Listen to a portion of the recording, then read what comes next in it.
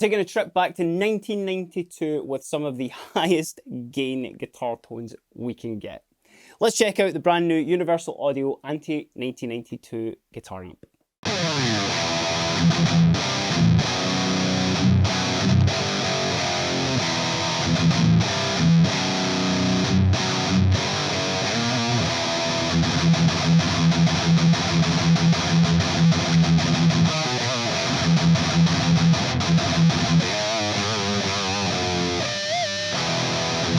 The Ante 1992 is a brand new addition to the Universal Audio line of amp-in-a-box pedals that they have been making for quite a few years at this point, which have been turning heads of quite a few guitarists who maybe are on the fence about the whole like amp-in-a-box modeler sort of thing. The fact that there has been people, specifically the Edge from U2 has been using the Ruby and their sort of Fender style one for their residency in the Sphere in Las Vegas. So there has been quite a few people kind of turning to these amps. Now we're not talking about those lovely cleans today. What we're talking about today is the brand new, I would call this pretty much like the metal pedal in that line now. And that's the Ante 1992 now. To my ear, and certainly the way that they're talking about it, with all the information that you are talking about with this pedal, is that this is very much based off of like a block letter 5150, particularly the fact that 1992 sort of chat that they've got in the name there, that's particularly for that kind of style of music that was coming out, like all your kind of early hardcore stuff, all your early like melodic death metal and all that was coming out of Scandinavia. So for anyone who's maybe not too clued up with the layout of this pedal, it is really, really easy. I'm not going to spend too much time on it because I want to get into some sounds, but everything is on the surface here. If you do want to get in a little bit deeper, there is an app that I will show you a little bit later in the video too. But basically, to like just very quickly go over just some of the controls here. They're all very, very much labeled on every pedal and what they're going to do. They also have got an alt function for each one of the dials as well, that all you have to do is flick that little switch up in the middle, and then it will give you controls over a different parameter. On either side, flanking those as well, that is your cab sims there, and then that is your channels. You have a bypass that just is obviously going to be controlling the settings that you've got set here, but you've also got the ability to put a preset in whether you want a specific tone or you want like a lead tone or something like that. And that's pretty much it. We're going stereo into this, into our interface today.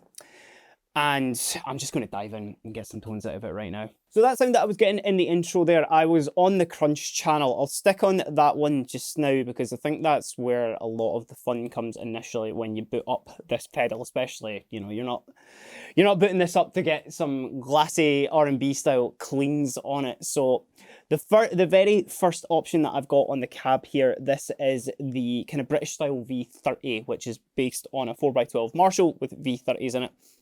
And that's all the settings I've just got right on the front there as well.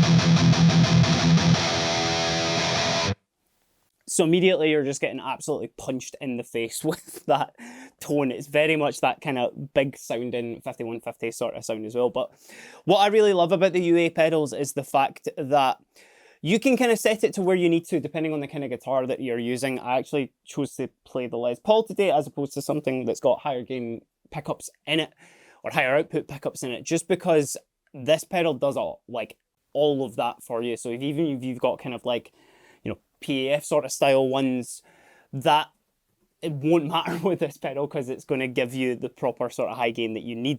And actually that's one thing you've seen a lot of metal players doing recently, is they go for those slightly like less high output pickups so that you've got that dynamic response. But if I change over just to the second cab here, which is based on a kind of oversized like 4x12 with the V30s in it as well, kind of based off of like a Mesa Boogie sort of style cab, that sounds like this.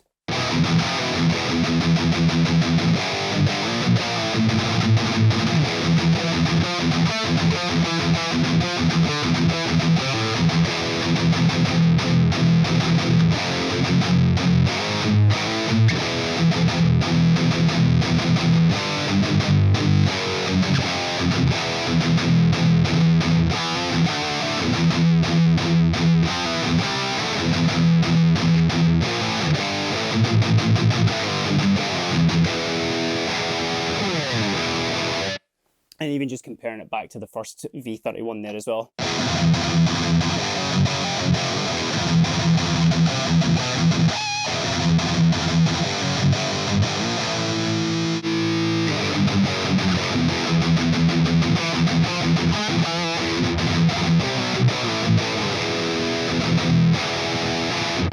And then our last stock cab that we have got in it here, this is based off of a 4x12 Marshall that's got Celestion 75s in it. So this will give you a slightly different tone as well.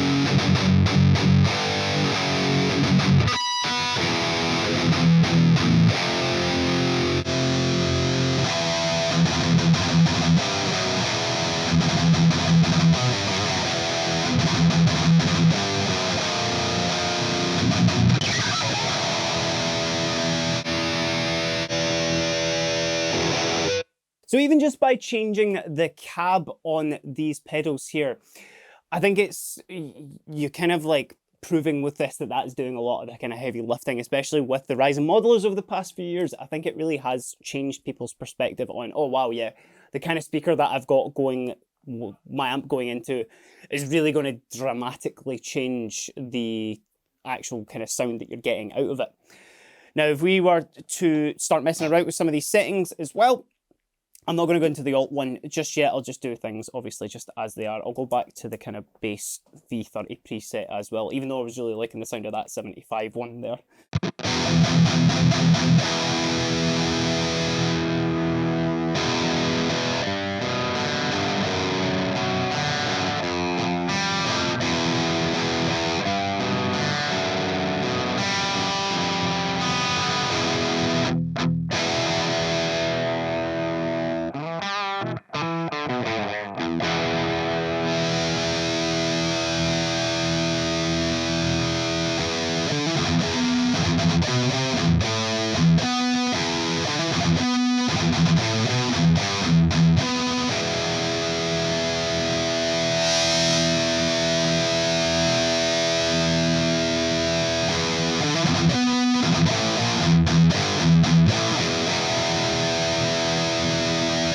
Maybe gets a bit piercing when you kind of start to put the presence up all the way there. Output, that's obviously just going to control your output there. And then one of the things that I've really enjoyed about this, kind of as soon as I plugged it in, was how active the EQ is as well. It's really going to dramatically change whatever you're putting into it, just based on these three knobs alone. Obviously the cab's going to be doing a lot of that as well, but definitely your EQ comes in pretty handy here as well. So I'll just kind of scope through the three of them here and show you the real range of them.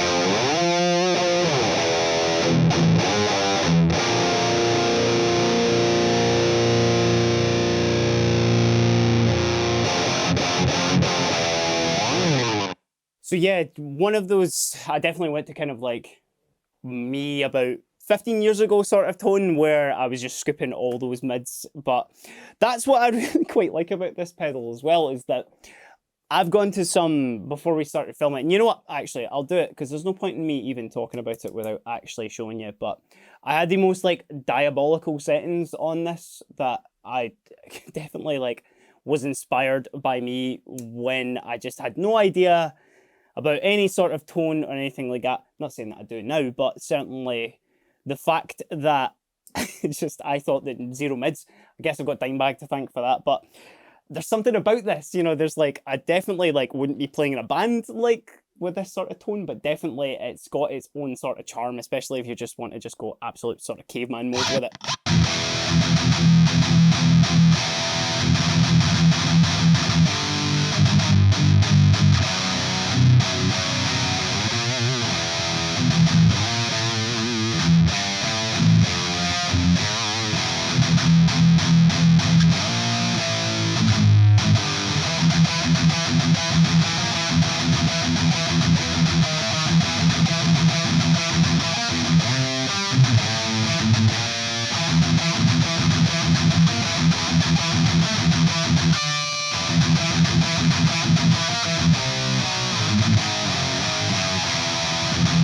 Now, definitely don't recommend, like I said, playing that in a band at all. But hey, if you want to just get the silliest high gain tone out of it, then I think that's something that's completely usable with that, especially, you know, depending on what you're kind of, I think it's probably about time we brought scoop mids back.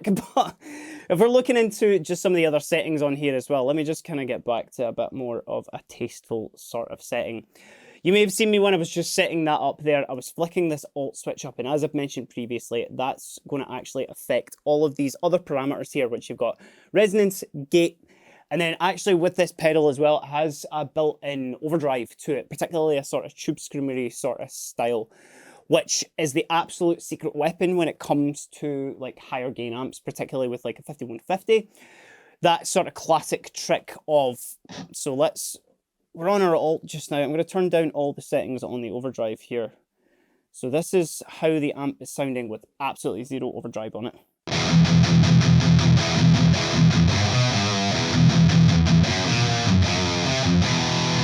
Now, what you see a lot of bands doing, and a lot of engineers and anybody who does play metal, you'll have this setting on your tube screamer or any sort of overdrive where you've got absolutely no gain on it, but then what you do is you boost the level up and you set the tone to wherever you want it to be. So now that I've done that, it's a much kind of tighter tone. It does sound like a little bit kind of just a lot more punchy and less like flubby to my ears.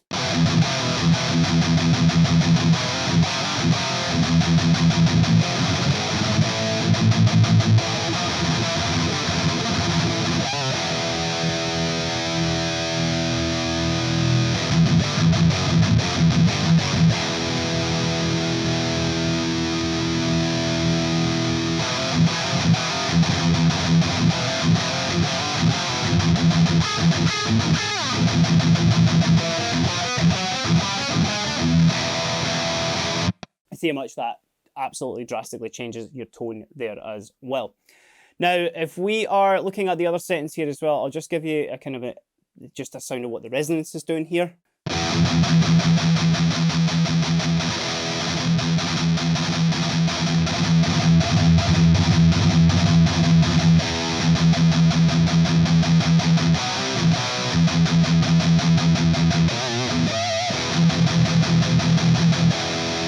That's what's giving you that real kind of like boomy sort of sound, you know, that real thick sort of underlayer that kind of comes with like a 5150, particularly when you're playing it like through a 4x12.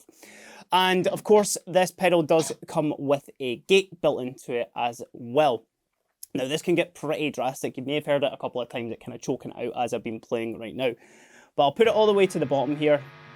You'll probably start to hear a little bit of that kind of high gain noise, which obviously you're not going to be able to escape with this sort of amplifier.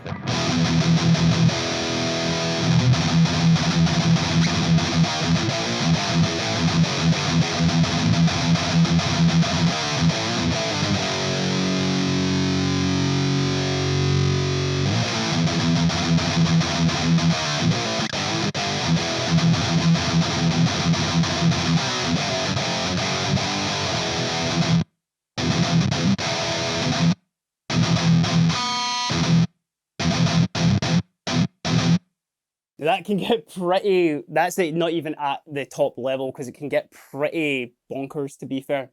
But I put that all the way to the top here, like I can shake the guitar, no noise comes out. Barely any notes are coming out as well there. It actually kind of sounds like a bit of like a glitchy sort of fuzz there. Kind of like the Zebex Fuzz Factory, as Aaron in the room quite rightly mentioned to me previously. You can get that sort of Muse plug-in baby sort of sound going there. If it would actually even let any notes through, because that's how strong that gate is. And obviously, if we're going to be kind of setting it to maybe something a little bit more modern, so let's kind of keep the gain up, or lower the gain, sorry. Put the treble here, and actually, you know what? I've got a Digitech drop here as well. I'm going to just initiate that, get slightly lower tuning, because you can kind of get like all your sort of djenty sounds out of this if you want to.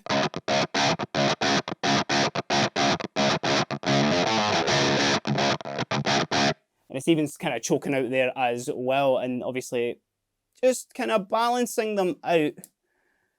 Let me just lower the gate ever so slightly there, and maybe raise the gain. Yeah.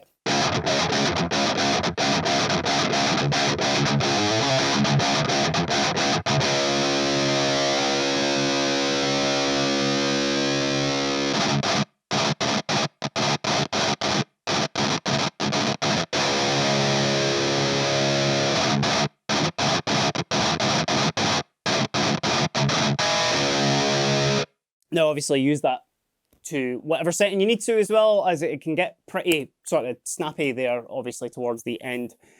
But that may come in useful for you too. Now, let's look at some of the other channels as well, because they are definitely not to be skipped over. Starting with the rhythm sound here, this is nowhere near that kind of level of gain that you're going to expect from the rest of the pedal. Let me just make sure that that gate's just off a little bit there as well. Now, don't get me wrong, it can get to pretty decent levels, but definitely this is going to be like your rhythm sound for slightly like edge of breakups sort of tones if you need them, or even a clean, I think, which you can get with it. So this is it with the gain, like, you know, kind of at that sort of 1, 2 o'clock setting there.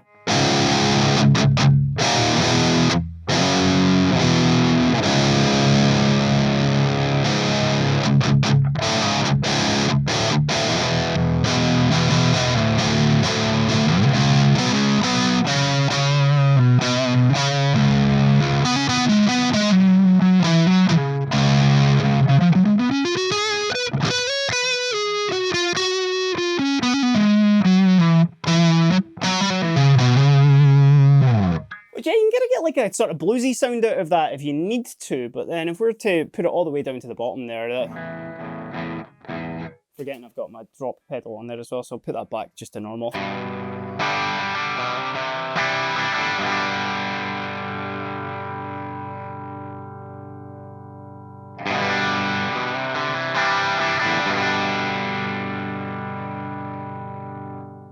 By no means clean, but obviously if you do want a rhythm sound out of that to be a little bit cleaner, then that option is in there as well. And obviously you can kind of mix and match that with the Tube Screamer if you need to also. If we go over to the lead here, this is going to be kind of a much more sort of searing sound. I'll actually leave everything where it is and just see how much like gain comparison we've got between those two channels.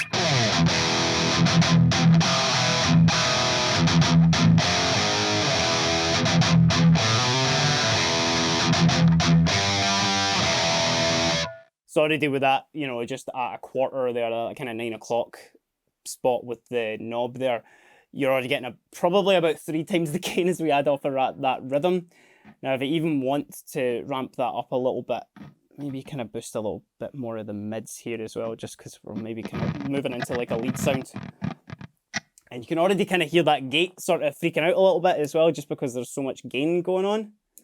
So let me actually maybe just lower it again on both sides.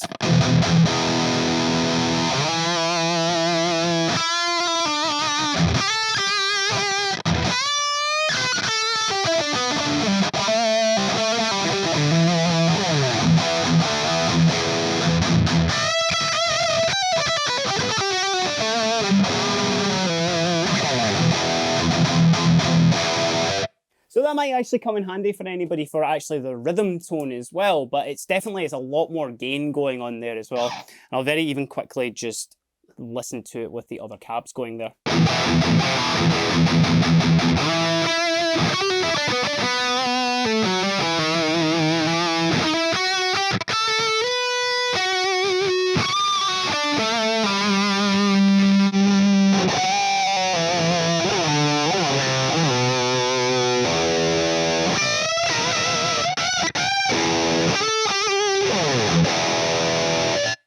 Loads of scope for sounds with that too. Now there is an extra couple of cabs as well that you can get by registering this pedal via the Universal Audio app. I'll just get that set up as well, because all these pedals do have a Bluetooth functionality with them, which is not something that you necessarily need to use with this pedal, but you're definitely getting a lot more like kind of stuff beneath the surface if you really want to get in and tweak with your sound. So not only are you getting an additional 3 cabs with that actually you just access once you've registered the pedal. You click through your cabs there, they'll then turn green, and that's for your B bank, whereas the red ones there are just for your A bank. But also what you're getting is actually a lot of access to artist presets and some other kind of settings and stuff like that that people have put in, and some kind of, you know, basically kind of sounds to get you off the ground and sort of start shaping your tone if you need it, you know, for that sort of thing. Which, I mean, while we're here as well, and showing that gate again in full action, this is what it's like kind of using something with a such a high gain there. But you'll be able to see there's loads of options for factory settings, artist settings there. You can put some favorites also, which is really, really cool. But there is also, you can really get in and quite, as I mentioned, kind of tweak some things. So you've got like the noise gate threshold, the attack, the release, all that stuff there. You've got the input routing option, post gain. You've even got options to kind of change the size of the room as well. So say for like your lead channel or something like that, you do want kind of a little bit of sort of ambience in there, just if you don't have a delay pedal or something like that. It gives you loads of options just even within the app. So that about covers it for what I wanted to mention about the ANTI 1992 here. Unlike some of the other Universal Audio ones, this one I think is much more of a sort of laser focused. I want a high gain sound that is unapologetic and as big as possible. Again, going for that sort of block letter 5150 sort of sound, which if you're a fan of specifically, you know, the kind of period that they're talking about, that sort of early 90s metal, then you're going to get on so well with this. But with all the options in there, I do think there's a lot of scope that you can actually kind of get going with it. And obviously you are able to get in and tweak a lot of it with the UA app, and even I'm pretty sure there is an ability that you can put in your own IRs in there if you do want to. But this is great for anybody who needs like a backup, you know, if you're not a fan of modelers and stuff and you just want like a super direct sort of option. Great for fly rig, great for practice, great for recording. I think anyone who's used the Universal Audio stuff is always blown away by it, because just the build quality of all of it is absolutely superb. And more importantly, the sound is always amazing. You know, they could have thrown about 4 different amps into this pedal here, but they didn't. They chose to focus just on one, and I think that is for the best. But let me know what you think of the ANTI 1992 in the comments down below.